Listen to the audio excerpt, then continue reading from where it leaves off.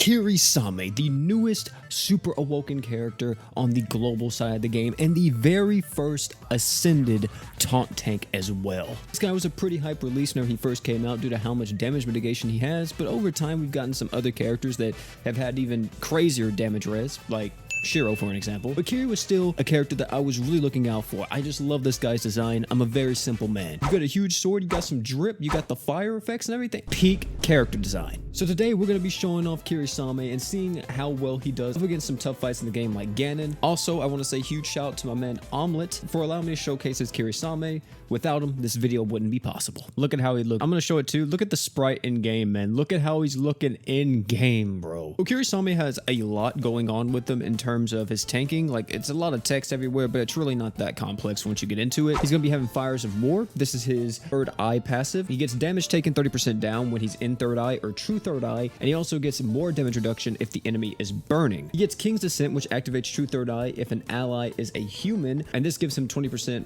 more physical resist. He also has Art Gauge up level 5, so he's able to get into his true art and his arts a little bit quicker. In terms of his kit, he has a skill that's able to reduce the enemy's burn res by 30%, and he also has the Art Gauge as well on it. He has the art that's able to burn the enemy. He has a true art. This is what activates his third eye, and then once you're in third eye and you activate this is what gives you a barrier and also allows you to start taunting enemies. And then your super art is also a barrier plus taunt, and then if you're in true third eye, you're able to cleanse damage resist down debuffs. He is the only character in the entire game that is able to cleanse damage resist down debuffs, which is insane. In terms of his slots, he has a 5-star physical, 5-star defense, and a 4-star defense. If you take this man up to LB7, he will have a 4-star heal though, which is also pretty potent. In terms of best in slot, 5-star physical, I'm going to be saying True Izanagi is going to be probably the best thing for him. The reason why is not only just for the arch gen, also for the equipment CT speed passive that it offers. Since he's a tanking character, he has 2 defense slots, he's going to want those things to be up all the time. If you don't have True Izanagi though, anything just gives him art gauge like Curse Light Sword, or even like Harusame for just an instant burst of arch gen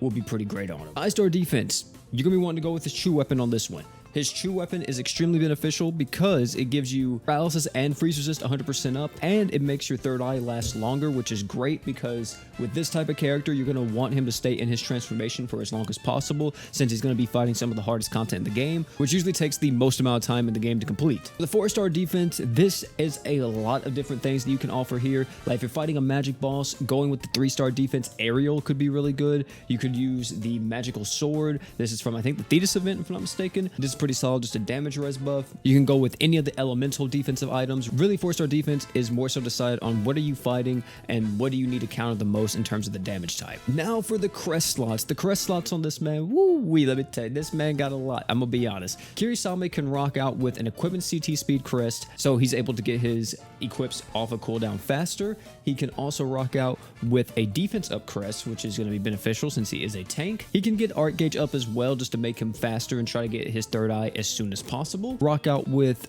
I forgot what it's called, but it's the one crest that when near death you gain more damage res. So in those situations, having that near death crest could really save him. Now, Omelette did actually send over the animation, so we're going to check these out real quick. Let's actually rewind this, and let's start it right now. This is going to be the attack skill right here. As you see, just a slash. I mean, he has a big sword. Of course, he's going to be throwing this thing around. You know, okay, I'm going to say this, but if you've ever played Nier Automata or Nier Replicant, doesn't Kirisame's sword kind of look like the Beast Lord to an extent? The only thing that's missing is like the insignia at the very top, but it looks very similar to that of like the Beast Lord. I like it. We have his skill here, which is where he kicks and he slashes a few times. Pretty nice. It is very short range from what I can tell though. He has an art, which is just going to be a stab forward, and okay, you know, something nice. We have a true art, which is his skill combined with, a new attack, which is now a slash downwards. I like the insignia that pops up as well. I like that a lot, like the third eye going off or whatever. And then we have his super art, and as you see, he's just charging forward. I don't know what it is with GS and all the taunt tanks having some type of charge. Like every single one of them charges. Like Thetis charges in his true art, Sandstone charges in her true art, but she's not a taunt tank. Does Volti LR do it? No, Volti LR I don't think charges, or technically he does, right? Because doesn't he put like that cross up and then like it pushes forward or something? Like every single tank in this game has a charging like animation. I don't know why. The super art though, it does look pretty nice. Just a huge combo attack with the charge and everything. I like it. I like the fire effect too coming off of Kirisame. I would say Kiri overall is like a 7 out of 10 with the animations.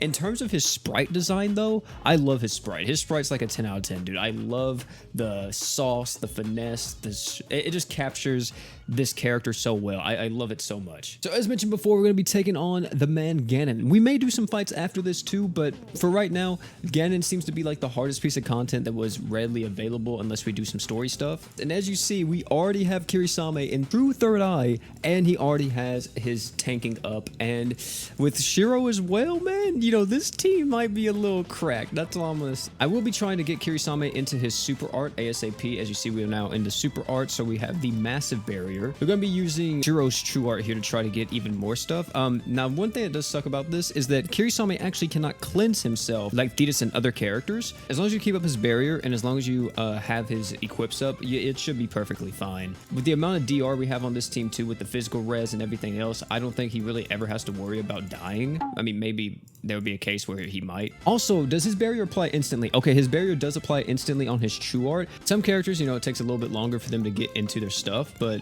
with him, it seems perfectly fine. We're going to need to pop our true art again with the man Shiro to make sure that we have the physical resist, and then there we go, we have physical res. We're popping off, bro. The thing about this is that Ganon, I think, usually applies damage resist downs on you. If I'm not mistaken, I'm pretty sure he is a boss that does do this. We don't even have to worry about that. Kiri just kind of goes through it, like, you know, he doesn't care. The man's just vibing, and this is like the easiest run I've ever done. This is so brain. I'm pretty sure you've already been able to auto this for God knows how long. But this is definitely one of those fights now where it's like, you don't even need to worry about anything. We are literally straight chilling, bro. We are actually just straight chilling with Kirisame. Now, here's the question, is that can Kiri survive the actual hit right here against Ganon? Because Ganon's nuke does deal quite a bit of damage. There it is. There's his nuke. So we're going to pop this as well to get more physical res. And we are going to pop this, that, and let me see. Does it go through his barrier or does he survive? He actually survived it. I don't even know if he took damage. I'm gonna be honest. I don't know if Kirisame took damage from Ganon apart from like the very beginning of this fight. Even Kirisame being able to hit for about 3.1 million, I'm pretty sure War God Finn would have been like the highest damage if I would have used his super art a little bit more, but I was more so alternating between the true art and the art with him a lot. But yeah, Kiri popping off on his first showcase against that fight right there. Looking pretty good. Looking pretty good. I like it. I like it. So I think that might be the end of this one, man. Unfortunately, I mean, there's no other like super hard thing. I mean, if there is something, I really need to like make a list of hard content because whenever I'm in the spur of the moment, I can't ever think of it if it's like in the game by default. So yeah, I think for right now, we're just gonna call it at that, man. It is unfortunate, but one day maybe I could wind up getting Kirisame and then we can show him off and even crazier stuff like in high level mines, Summoner's Road, and everything else. But hopefully this serves as a good preview of what this character is capable of. As mentioned, Kirisame, an absolute monster of a character in terms of tanking. If you pair this guy up with somebody that gives like equipment CT, like War God Finn or Lisa, make sure that he always has his defense mitigation up, and even using someone like Shiro or whoever else to give him as much DR as possible. And for right now, I would say confidently, he is probably the best tank in the game, if not like top 2. There's only like a few characters I would say maybe